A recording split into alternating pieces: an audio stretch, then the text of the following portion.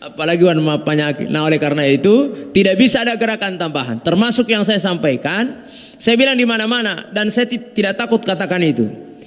Di sholat tarawih kemarin, haram hukumnya makmum menegur imam ya dengan cara batuk. Tidak boleh makmum tidak suka sama imam, baru ekspresi ketidaksukaan dia ditegur dengan batuk. Kenapa Ustaz? Apa dia membatalkan? Batuk kalau disengaja kan gerakan tambahan. Gerakan tambahan toh?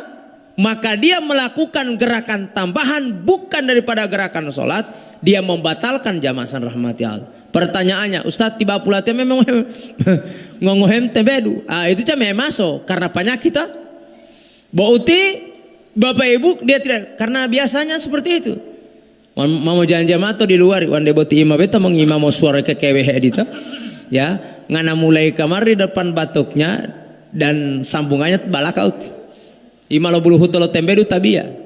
Maka jamaah rahmati Allah, solat batal kalau itu disengaja jamaah sekalian rahmat. Tidak suka solat sendiri. Ya, tidak suka solat sendiri. Karena saya khawatir gerakan tambahan itu bisa membatalkan solat. Saya percepat.